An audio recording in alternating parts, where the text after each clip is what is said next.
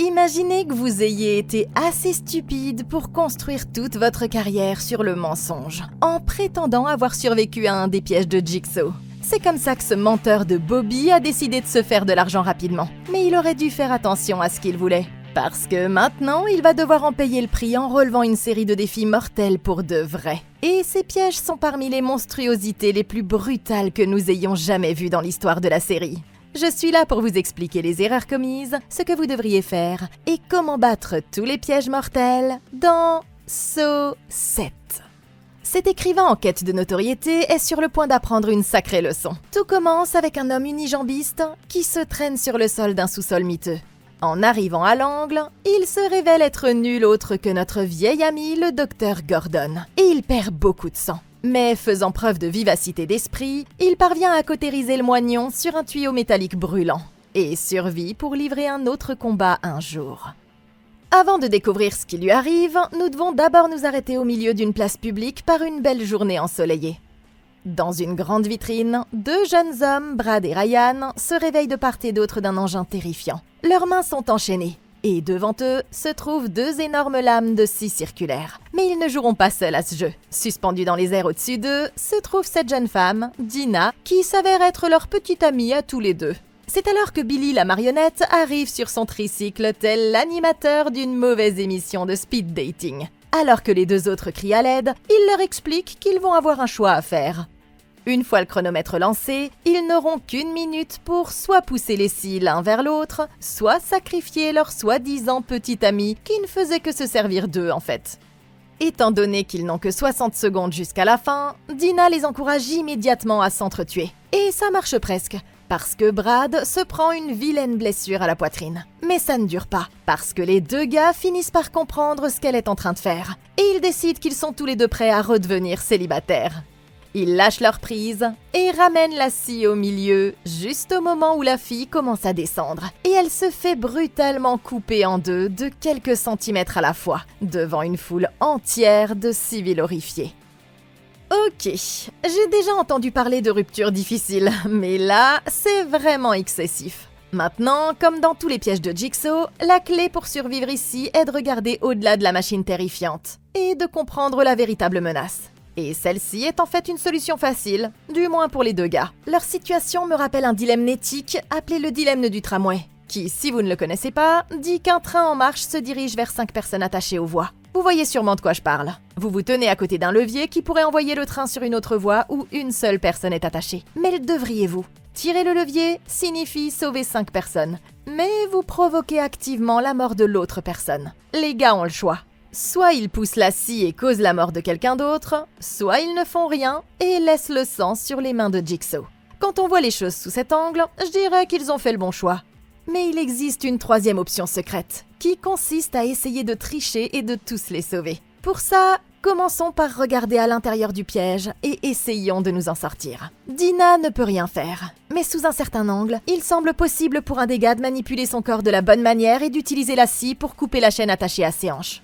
Ensuite, ils pourront se mettre hors de portée de la scie, ce qui leur permettra de la pousser complètement sur le côté sans tuer personne.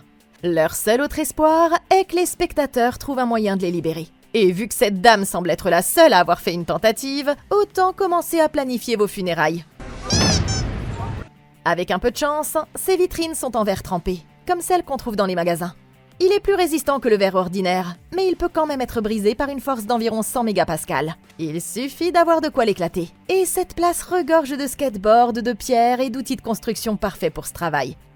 Mais connaissant Jigsaw, on ne peut pas exclure qu'il ait utilisé du polycarbonate de verre multicouche, également appelé verre par balle, conçu pour résister à des impacts extrêmes. Il faudrait quelque chose comme une perceuse à haute puissance pour le traverser, et même dans ce cas, ça prendrait trop de temps pour leur sauver la vie. Si c'est le cas, leur dernière chance est de chercher la porte ou la trappe qui a été utilisée pour accéder à la pièce, et d'espérer que forcer la serrure soit plus facile que de briser la vitre. Maintenant, il est temps de retrouver deux autres de nos vieux amis. Jill, l'ex-femme de Jigsaw, et son ennemi juré, le détective Hoffman. Après avoir vu Hoffman survivre au piège à ours inversé à la fin de leur dernière rencontre, elle a réussi à se cacher pendant qu'il s'échappait et s'est réfugiée dans un bâtiment abandonné. Mais elle sait que ce n'est qu'une question de temps avant qu'il ne revienne pour se venger. Craignant son retour éventuel, elle se rend au poste de police et rencontre Matt Gibson, l'officier des affaires internes passionné de graines de tournesol. Elle est prête à tout révéler sur le lien entre Hoffman et les meurtres de Jigsaw, en leur donnant tous les détails dont ils auront besoin pour résoudre l'affaire. Mais avant de leur dire quoi que ce soit d'autre, elle veut bénéficier de l'immunité et de leur protection. Et croyez-moi, elle va en avoir besoin. Mais d'abord, Hoffman a une affaire inachevée avec quelqu'un d'autre. Après s'être débarrassé de certaines preuves, il jette son dévolu sur Bobby Dagen, un auteur de livres de développement personnel qui cache un sombre secret. Lors d'une apparition dans une émission de télévision, Bobby raconte comment il a survécu à un des pièges de Jigsaw, en se hissant jusqu'à une plateforme à l'aide de chaînes accrochées à sa poitrine. À la fin, il dit que l'expérience lui a donné une toute nouvelle perspective sur la vie. Et ne manque pas de faire la promotion de son livre Survive, maintenant en vente dans les magasins près de chez vous. Mais son équipe chargée des relations publiques s'énerve parce qu'il ne termine pas l'interview en embrassant sa femme comme prévu. Pendant ce temps, au poste de police, Jill sort à l'extérieur, mais son chemin est bloqué par un tricycle qu'elle connaît trop bien. Et avant même qu'elle ne puisse réagir, quelqu'un lui enfonce une dose de somnifère dans le cou. Quand elle se réveille enfin, elle se retrouve enchaînée au bout d'une longue rampe de lancement, où Hoffman est en train de faire démarrer une sorte de bobsleigh de la mort. Il dit que son seul regret est de ne pas avoir pu la tuer 2 fois. Puis, il lâche son bob maison et envoie ce truc sur les rails droit vers elle, où il anéantit complètement l'impuissante Jill en déchiquetant son corps avec une pointe métallique. Mais heureusement pour elle, elle se réveille dans un lit quelques instants plus tard et réalise que ce n'était qu'un rêve. Mais si vous pensez que ce n'était pas assez réel, ne vous inquiétez pas, parce que le prochain piège sera 100% réel. Et c'est peut-être même le plus dingue de tous. Se réveillant dans un garage abandonné, les spectateurs découvrent Evan, que vous reconnaîtrez peut-être comme étant le chanteur du groupe préféré d'Optimus Prime. En parlant d'Autobot, son dos est entièrement collé au siège conducteur d'une voiture de sport en mauvais état. C'est alors que les instructions de Jigsaw commencent à être diffusées. Un message enregistré sur une vieille cassette lui dit que lui et 3 de ses amis racistes sont sur le point d'être punis pour leurs crimes, et que lui seul a le pouvoir de sauver leur vie. Il aura 30 secondes pour se libérer et saisir le levier. Sinon, les supports sous la voiture céderont, déclenchant une horrible série d'événements qui les mènera tous à la mort. Désespéré, il se met à se débattre de toutes ses forces alors que le compte à rebours commence, s'arrachant un morceau de chair répugnante après l'autre. Mais c'est inutile. Et juste au moment où il est sur le point d'atteindre le levier, le compte à rebours arrive à 0. Tout à coup, les crics se détendent et les roues qui tournent écrasent le crâne de sa petite amie, lui arrachant la peau quand la voiture prend de l'adhérence et accélère à travers le garage. Dans le processus, les bras et le menton de ce type sont arrachés de son foutu corps et Evan traverse la porte du garage, écrabouillant son 3e ami avant de se fracasser à toute vitesse contre une autre voiture garée et de tuer Evan au passage quand il est projeté à travers le pare-brise. Ok, waouh, putain de merde, vous ne trouvez pas ? Je pense que la seule chose que moi et ce gars avons en commun, c'est que nous avons tous les deux la mâchoire par terre. Sachant que c'est Hoffman qui a tendu ce piège, on peut en déduire qu'il n'y avait probablement aucune chance de s'en sortir. Cela dit, Evan a raté quelques occasions qui auraient pu lui sauver la vie. Pour commencer par l'évidence, il a perdu beaucoup de temps après s'être réveillé avant même d'avoir commencé à essayer de se libérer. Une fois le compte à rebours commencé, il ne lui restait que 30 secondes pour terminer le défi. Mais 1 minute et demie s'est écoulée avant ça, pendant laquelle il aurait pu travailler à son évasion, ce qui lui aurait donné 4 fois plus de temps pour trouver une solution. Il a également omis de remarquer que les clés étaient toujours sur le contact. Pour être honnête, nous savons que Jigsaw n'aurait jamais manqué quelque chose comme ça. Mais souvenez-vous, c'est Hoffman qui a construit le piège. Peut-être qu'il était pressé et qu'il a commis une erreur majeure. Donc, aussi insensé que ça puisse paraître, si ça fonctionnait, la première chose que j'aurais fait, c'est d'essayer de retirer les clés. Ses potes étaient tous attachés de telle manière qu'il leur était impossible d'aller où que ce soit. Donc leur seule chance était qu'Evan atteigne le levier. Le problème, c'est que battre le piège selon les règles était pratiquement impossible. Evan était fixé au siège par l'arrière de ses 2 bras jusqu'au coude, et par tout son dos, des épaules jusqu'aux hanches. La zone qu'il devait arracher représentait environ 30% de la peau de tout son corps. Et comme la peau est l'organe le plus étendu du corps humain, elle est pleine de millions de terminaisons nerveuses qui lui auraient causé une douleur atroce s'il avait essayé de se libérer. Logique, non ? La seule façon dont il aurait pu y parvenir était de saisir le volant à deux mains et d'utiliser toute sa force pour se libérer d'un seul mouvement, comme en arrachant le pansement le plus douloureux au monde. Mais même dans ce cas, la perte importante de sang lui aurait été fatale en quelques minutes sans soins médicaux. Maintenant, si Evan avait mieux utilisé son temps après s'être réveillé, il y a une autre stratégie qu'il aurait pu essayer. Ce qu'il aurait dû faire, c'est utiliser son poing pour casser un morceau de pare-brise, puis utiliser le verre pour couper la ceinture de sécurité en une longue bande.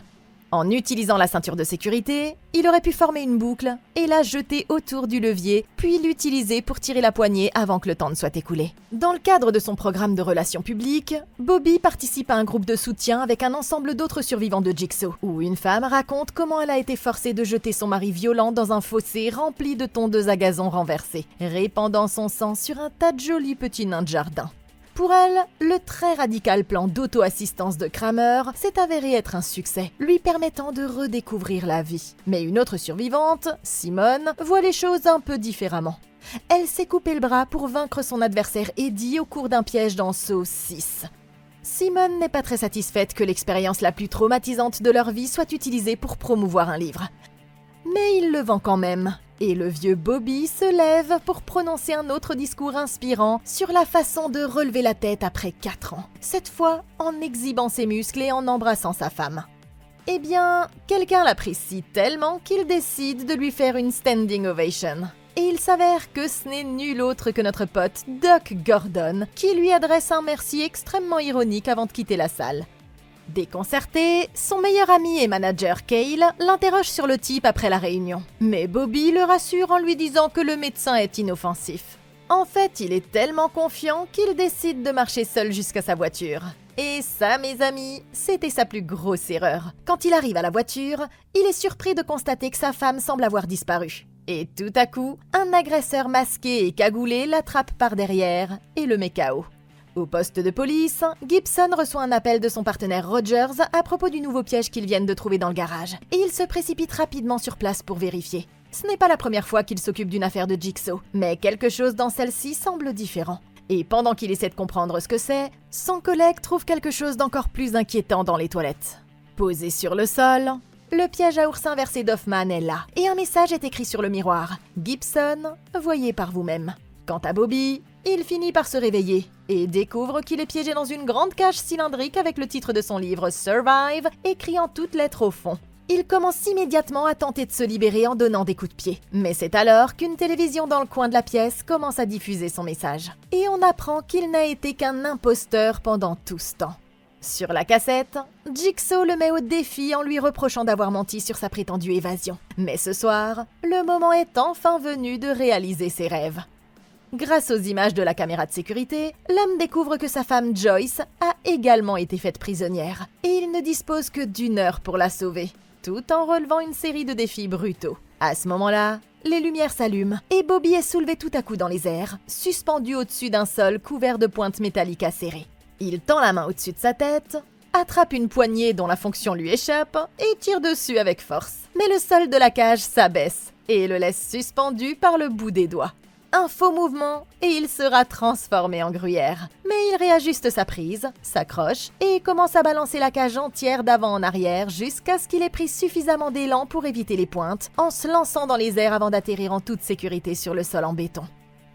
Ok, commençons par régler une première chose. Ce type mérite vraiment d'être ici. Il a peut-être survécu au premier défi, mais Bobby, mon pote, tu as vraiment merdé. Prétendre être un survivant alors que le gars était encore en vie et écrire un livre sur toute cette fausse expérience. Tout ça en se moquant de tout son message, juste pour faire du profit. Et à cause de ça, je ne me sens pas du tout mal pour toi. Bonne chance pour t'en sortir vivant parce que Bobby, tu as merdé. Maintenant, cela étant dit, il a peut-être dit n'importe quoi, mais Bobby s'est en fait montré à la hauteur. Je suis aussi surprise que vous. La seule erreur qu'il a commise a été de tirer la poignée avant d'être prêt. S'il y a une chose que nous savons maintenant, c'est qu'en ce qui concerne les pièges de Jigsaw, il faut toujours regarder autour de soi et observer les choses autant que nécessaire avant de commencer le défi si possible. C'est une bonne chose qu'il se soit entraîné au kung-fu, sinon il aurait été transformé en brochette. Après que le plancher de sa cage se soit dérobé, il s'est retrouvé suspendu au plafond au bout d'une chaîne d'environ 5 mètres, ce qui l'a transformé en une sorte de pendule humain. Dans un pendule, le poids, appelé aussi balancier, est suspendu à un point de rotation qu'on appelle le pivot. Alors qu'il était toujours suspendu, Bobby était attiré verticalement vers le sol par la force de gravité. En commençant à se balancer, il a ajouté de l'énergie cinétique, se déplaçant d'un côté à l'autre et augmentant progressivement l'amplitude ou la distance de son balancement. En utilisant cette méthode, un homme de la taille de Bobby pouvait se balancer jusqu'à 4,27 m, ce qui lui donnait une marge de manœuvre plus que suffisante pour passer par-dessus les pointes. C'est pourquoi, une fois qu'il avait pris suffisamment d'élan, il a lâché la cage lorsqu'il était au plus haut de son balancement pour pouvoir sauter en lieu sûr. La mauvaise nouvelle, c'est que ce n'était que le premier défi, et qu'il a encore un long chemin à parcourir avant d'être libre. Alors qu'il est allongé sur le sol, Bobby prend un moment pour réfléchir à la façon dont il s'est retrouvé dans cette situation troublante. La vérité, c'est que pendant qu'il grignotait des cacahuètes avec Cale dans le bar du coin, ils ont vu une interview télévisée d'une des vraies victimes de Jigsaw. Et ils se sont dit, tu sais quoi, ça a l'air d'être une bonne occasion de se faire quelques dollars. Et après ce petit voyage dans le passé, on se retrouve dans la maison des horreurs de Bobby pour la suite de son défi. Et sans perdre de temps, il suit une ligne rouge sur le sol pour s'enfoncer encore plus profondément dans le labyrinthe. Ailleurs dans la ville, Gibson installe Jill dans une maison sécurisée, expliquant qu'il ne lui fait pas confiance après avoir trouvé les empreintes de la femme partout sur le piège à ours. Elle s'inquiète pour sa sécurité, mais il est convaincu qu'il n'y a rien à craindre, jusqu'à précisément 5 secondes plus tard, quand un colis de Hoffman atterrit devant la porte d'entrée. Au même moment, Rogers l'appelle à propos d'une petite explosion au garage. Mais une explosion encore plus forte se produit immédiatement. Et il est clair que cette affaire est bien plus compliquée que ce qu'ils avaient imaginé.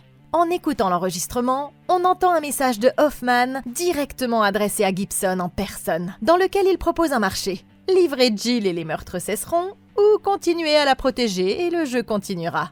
Bobby se ferait un chemin à travers le bâtiment jusqu'à ce qu'il arrive à une porte avec le message « Redéfinissez vos priorités ». Il remarque que ses moindres mouvements sont surveillés par des caméras de sécurité. À l'intérieur, les lumières s'allument pour révéler une femme en camisole de force, le corps attaché à une chaise et une ficelle à l'aspect sinistre qui descend directement dans sa bouche. C'est son attachée de presse, Nina, et elle est là pour nous aider à relever le premier véritable défi de Bobby.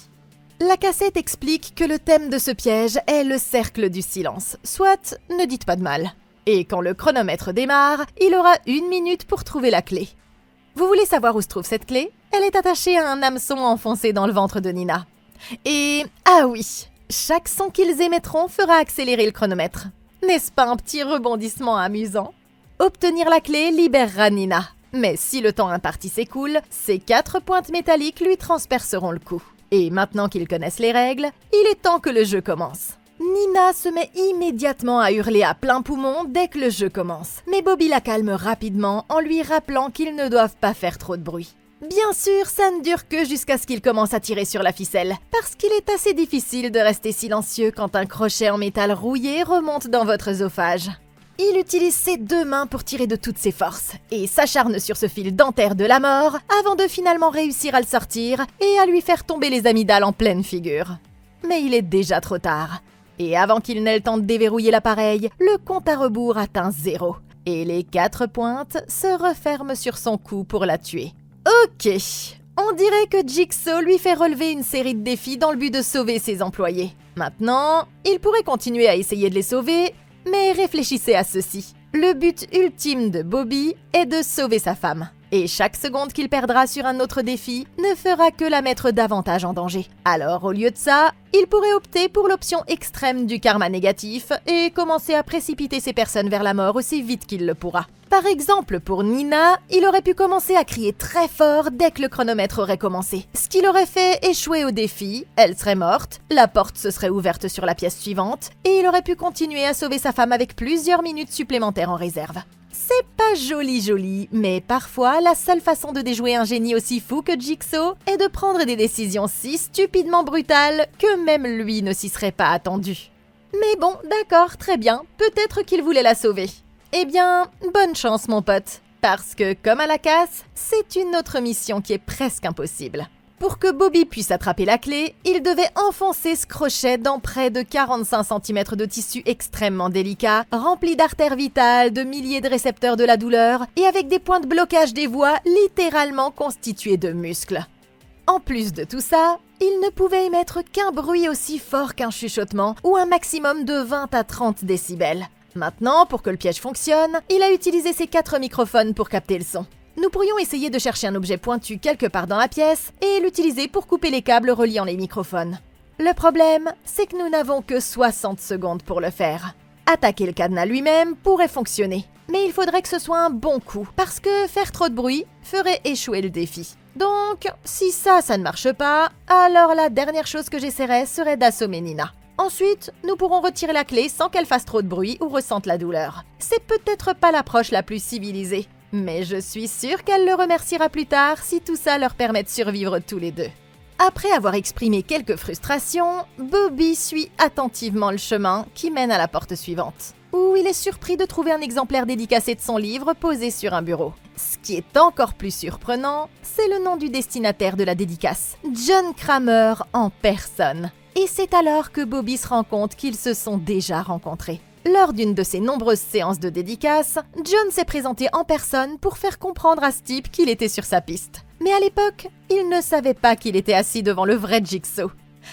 Alors qu'il se rend au prochain défi, Gibson, de son côté, reconnaît une statue d'ange en pierre en arrière-plan de la dernière vidéo d'Hoffman. Son partenaire, l'officier Palmer, l'appelle pour qu'il regarde des images d'un enlèvement en ville, en précisant que l'écrivain Bobby Dagen en était la victime. Et en plus de ça, sa femme et toute l'équipe des relations publiques ont également disparu. Ce qui veut dire qu'ils viennent de découvrir qui joue au jeu cette fois. Arrivé à la porte suivante, Bobby entre dans la pièce. Et il trouve un autre membre de son équipe dans une situation mortelle. Cette fois, c'est son avocate Suzanne, et elle est attachée à une plaque au milieu d'une grande roue métallique. Tout à coup, Billy se précipite à travers une fenêtre, puisque les magnétophones ne sont plus assez spectaculaires, et il est là pour nous expliquer les règles du 3e défi. En tant qu'avocate, Suzanne a fermé les yeux sur tous ses mensonges tant qu'elle continuait à recevoir ses honoraires. Mais désormais, elle ne verra plus grand-chose quand la plateforme tournera et lui enfoncera le visage dans 3 points trouillés. Pour la sauver, il va devoir canaliser son pouvoir intérieur et soulever un poids très lourd pendant 30 secondes. Ça semble assez facile, non? Jusqu'à ce qu'il se rende compte que ça lui transpercera aussi les reins. Le compte à rebours commence et Bobby lutte contre la douleur, empêchant la machine de bouger aussi longtemps qu'il le peut. À un moment, il ne peut plus et s'effondre, incapable de tenir plus longtemps. Il essaie à nouveau et réussit à l'arrêter un petit moment de plus. Mais alors qu'il ne reste que quelques secondes avant la fin, il n'a plus de force et la machine pousse la femme vers les pointes. Ok, je suppose que c'est ce qu'on appelle prendre un mauvais virage. La pauvre Suzanne est là, et on dirait que quelqu'un a essayé de brancher une rallonge dans son visage. Et le pire, c'est que c'est peut-être le défi le plus facile que nous ayons vu jusqu'à présent. Au lieu de devoir accomplir une tâche difficile et de battre le chrono, il lui suffisait de tenir la machine pendant 30 secondes pour gagner. Bobby aurait donc facilement pu réussir s'il avait utilisé une meilleure stratégie. Maintenant, la menace la plus importante dans cette situation n'était pas le piège lui-même en fait. C'était les 4 pointes qui poignardaient Bobby sur les côtés chaque fois qu'il essayait de soulever la barre. Donc si c'était moi, la première chose que je ferais, c'est de commencer à chercher dans la pièce tout ce que je pourrais utiliser comme outil pour contourner ça. Une chose que l'écrivain n'a pas remarqué, c'est le rack de vieilles chaussures de sport juste derrière lui. Chaque chaussure a une semelle en caoutchouc d'une épaisseur comprise entre 1,27 cm et 2,54 cm, et qui peut supporter entre 15 et 20 newtons par centimètre carré de force avant d'être percée. La force des pointes étant concentrée en un seul petit point, une seule couche de caoutchouc ne suffira pas. Mais en empilant plusieurs couches les unes sur les autres, le caoutchouc aurait pu se déformer et répartir la force sur une surface encore plus grande. Du coup, en sachant ça, j'aurais rapidement mis une paire de chaussures sur les pointes elles-mêmes, puis j'aurais utilisé les lacets pour attacher autant de paires que possible sur mes côtés comme une armure. En ajoutant juste quelques couches, il aurait pu rendre la douleur suffisamment supportable pour tenir la barre et sauver la vie de la jeune femme. Une autre option était de chercher quelque chose qu'il aurait pu utiliser comme poignée, comme toute cette pile de cerceaux sur le mur ou des bandes de résistance solides. Puis, au lieu d'entrer dans la machine, il aurait pu les enrouler autour de la barre, grimper sur le dessus de la cage et tirer vers le haut, soulevant les poids sans jamais avoir à faire face à ses pointes.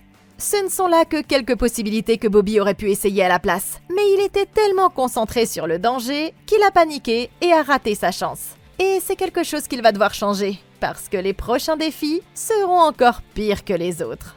L'enquête se concentre à nouveau sur Jill, qui a été placée en cellule au poste vu que la planque n'a pas fonctionné. Gibson veut savoir si elle ou son mari ont déjà eu des contacts avec l'écrivain disparu. Mais Jill affirme qu'elle n'a jamais vu cet homme auparavant, ce qui veut dire qu'ils vont devoir chercher ailleurs.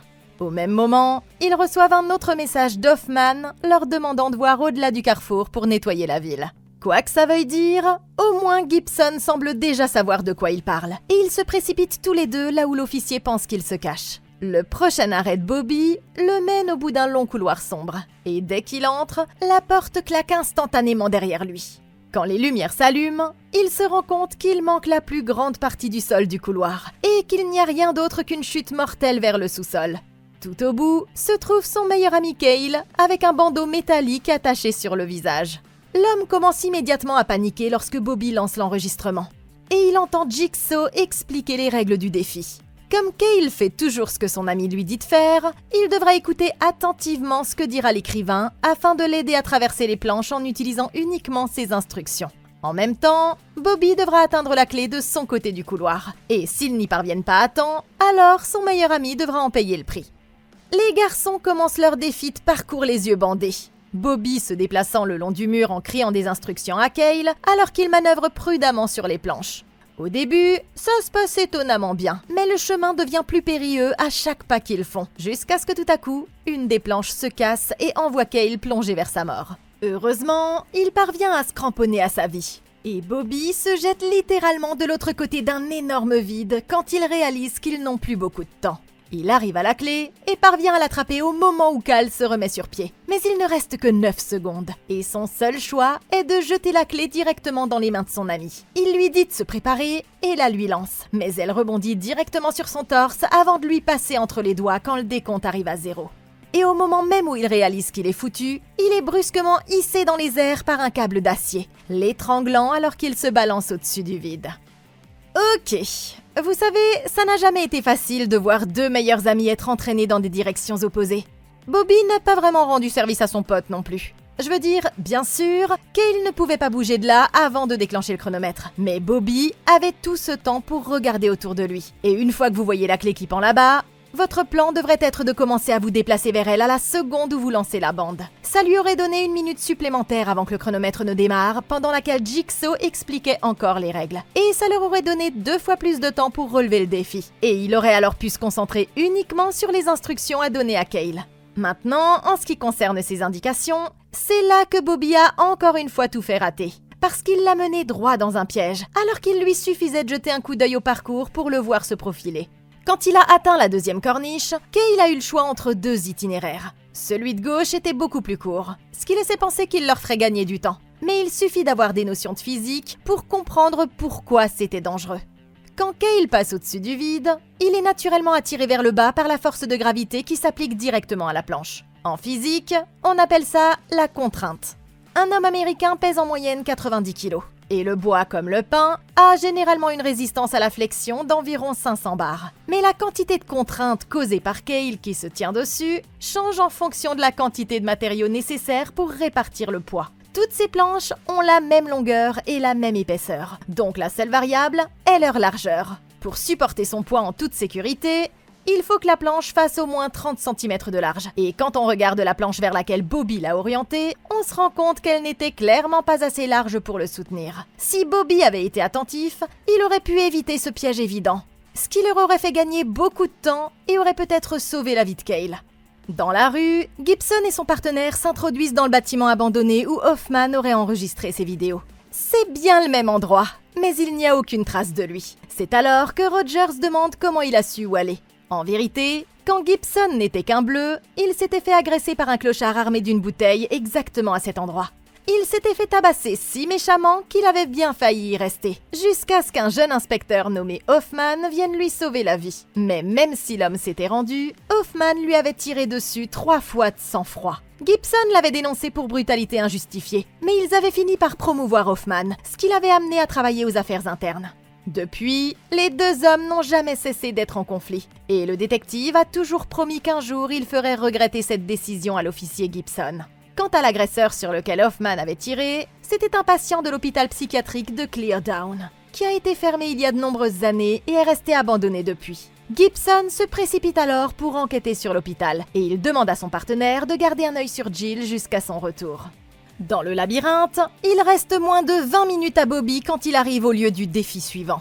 Avant qu'il ne commence, lui et sa femme ont une rapide occasion de parler par le biais des caméras. Mais leurs retrouvailles sont brutalement interrompues quand la chaîne passe à l'émission de Jigsaw. Pour ce défi, il va devoir trouver un code à 4 chiffres pour déverrouiller la porte. Mais comme toujours, il y a un rebondissement. Les numéros sont cachés sous ses dents de sagesse. Il va donc devoir jouer au dentiste et arracher ses vilaines dents tout seul. Et chaque seconde qu'il perdra signifie qu'il se rapprochera un peu plus du célibat. Un diagramme sur le mur lui indique quelles dents arracher. Alors, après avoir dit à sa femme de ne pas regarder, il prend la pince et se met péniblement au travail. Au même moment, une escouade d'officiers menée par Gibson fait irruption dans la pièce où tout a commencé. Et les signes évidents d'un donjon de torture leur font comprendre qu'ils sont au bon endroit. Ils commencent à fouiller le bâtiment pièce par pièce, découvrant une scène de crime horrible après l'autre à chaque porte qu'ils ouvrent. Tout ça pendant que Bobby continue à arracher ses jolies dents blanches. Finalement, il parvient à s'arracher une dent. Et au même moment, les agents du SWAT trouvent son attaché de presse qui semble avoir un vilain mal de gorge.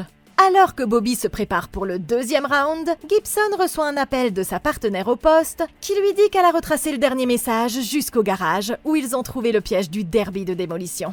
Il s'avère que Hoffman était sous leur nez depuis le début, et ne voulant pas le perdre, l'officier part enquêter. De son côté, Bobby décide qu'il est temps de passer à la vitesse supérieure, et il commence à utiliser le mur pour faire sortir la dernière dent de sa bouche. Les officiers se rapprochent suffisamment pour entendre ses cris de douleur, mais après quelques bons mouvements, il parvient enfin à la faire sortir, à entrer le code et à passer la porte qui le mène à la dernière salle. Ok, et je pensais que Jigsaw était censé être un méchant, mais on dirait qu'il ne fait que lui éviter un déplacement chez le dentiste. Maintenant, pour être honnête, ça avait l'air super douloureux, mais ça avait aussi l'air assez facile, non ? Je veux dire, arracher 2 de ses dents ne semble pas effrayant du tout quand on pense à tous les autres pièges qu'on a vus. Mais prendre ça pour acquis serait une énorme erreur. Comme avant, le but de ce défi n'était pas de tuer Bobby. C'était juste une autre façon de lui faire perdre son temps avant d'arriver à la grande finale. Et c'est exactement ce qui s'est passé. Même s'il a techniquement relevé le défi, il est entré dans cette pièce avec 20 minutes au compteur, et il en est ressorti avec moins de 5 restantes. Et si vous voulez mon avis, c'est juste une mauvaise gestion du temps. Les dents de sagesse sont parmi les plus solides de la bouche, avec des racines épaisses qui les ancrent fermement dans l'os de la mâchoire. Elles sont également recouvertes d'un émail épais, la substance la plus dure du corps humain, ce qui leur permet de résister à la pression importante exercée lors de la mastication des aliments. Si vous essayez de les extraire le plus rapidement possible, la clé réside dans votre technique pour le faire. Il aurait dû utiliser les extracteurs pour saisir la dent le plus près possible de la gencive. Et puis, au lieu de tirer directement, il aurait dû faire un mouvement de va-et-vient, ce qui aurait facilité la rupture du ligament parodontal qui maintient la dent dans son alvéole. Utiliser le mur était une bonne idée, mais au lieu de le percuter aveuglément, il aurait mieux valu caler la pince contre un objet solide pour créer un point d'appui stable, ce qui lui aurait permis de déboîter la dent avec plus de précision. Gibson se précipite vers le garage où il fait une découverte stupéfiante. En brisant le miroir, il se rend compte qu'il s'agissait en fait d'une baie vitrée depuis le début. Et derrière, il y a une véritable pièce secrète. Quand il entre, il trouve un corps qu'il pense être celui d'Hoffman assis sur une chaise. Mais quand il se précipite pour lui passer les menottes, il s'avère que c'est juste notre pote gueule en vrac qui sert de leurre. On dirait qu'Hoffman a toujours une longueur d'avance. Et comme ils ne l'ont pas encore rattrapé, Bobby est obligé de continuer à relever son 6e et dernier défi. Il parvient enfin à une grande chaufferie où il trouve sa femme enchaînée sur une plateforme. Mais elle est entourée d'une clôture électrique qui lui donne carrément une décharge quand il essaie de s'approcher. Maintenant, c'est au tour de notre hôte Jigsaw de nous expliquer la règle du jeu. Et celle-ci devrait être très familière à Bobby, parce que tout comme dans son livre, il va devoir enfoncer 2 gros crochets à viande dans ses pectoraux et utiliser les chaînes pour se hisser jusqu'à une extension électrique suspendue à plusieurs dizaines de mètres du sol, et connecter le câble avant la fin du compte à rebours pour pouvoir sauver sa femme. Alors que Gibson regarde autour de lui, il se rend compte subitement qu'Hoffman les a observés pendant tout ce temps. Ce psychopathe s'est en fait servi de l'explosion pour détourner l'attention pendant qu'il remplaçait un des cadavres. Ça veut dire que pendant qu'il le cherchait, il s'était déjà créé une ouverture pour pouvoir entrer directement dans le commissariat. Tout à coup, une putain de mitrailleuse automatique Walter White surgit du coin et commence à mitrailler chaque centimètre carré de la pièce, éliminant Gibson et les autres avant même qu'ils ne sachent ce qui leur arrive. Au poste, Le légiste ouvre un sac mortuaire. Mais ce putain de Hoffman en sort comme s'il était le fossoyeur, et il le poignarde directement dans le cou. Devant l'arrivée d'un autre officier, il se cache rapidement derrière la porte et poignarde également ce type au cou. Mais il est loin d'en avoir terminé. Un petit coup de couteau au type en costume le conduit au bureau de Palmer, mais il décide de pimenter les choses en lui brisant la nuque cette fois-ci au lieu de ça. Ni une ni deux, cette légende absolue utilise le cadavre de Palmer pour faire croire que Bernie est passé par la porte d'à côté. Et il tue le garde pour finalement éliminer Rogers d'une balle en plein dans l'œil. Et maintenant, il ne reste plus personne entre Hoffman et sa plus grosse opération, Jill. Hurlant à l'aide, la femme attrape rapidement un objet tranchant, le poignarde dans le cou quand il s'approche et profite de l'occasion pour s'échapper. Mais Hoffman la retrouve facilement dans un des bureaux à proximité et il commence à lui passer un savon dans toute la pièce. Il attrape une chaise, l'attache rapidement pour qu'elle ne puisse plus s'échapper et se dirige vers une étagère où il trouve l'outil le plus approprié pour accomplir sa tâche. Le piège à ours inversé original de Jigsaw. Il le fixe sur sa tête et Jill se réveille juste au moment où le minuteur commence son compte à rebours. N'ayant aucun espoir de s'échapper, sa vie défile devant ses yeux jusqu'à ce que le piège s'active, lui ouvrant la mâchoire et projetant du sang, de la chair et des dents dans toute la pièce. Dans le labyrinthe, Bobby enfonce péniblement les crochets dans ses muscles et il commence à se hisser une main après l'autre. Il retire ses deux mains de la chaîne et tente désespérément de rapprocher les deux extrémités, quand tout à coup, son corps lâche, ce qui fait ressortir les crochets de sa chair et il le fait plonger vers le sol. Au moment où il se relève, il ne peut que regarder quand un cochon de métal géant sort de la plateforme et emprisonne sa femme à l'intérieur.